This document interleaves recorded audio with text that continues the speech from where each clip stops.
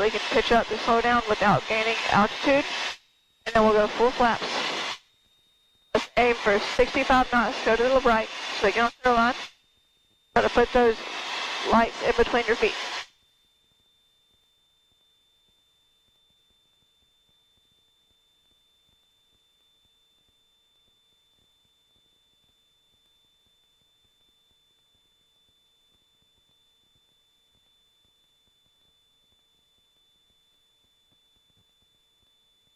Power all the way out.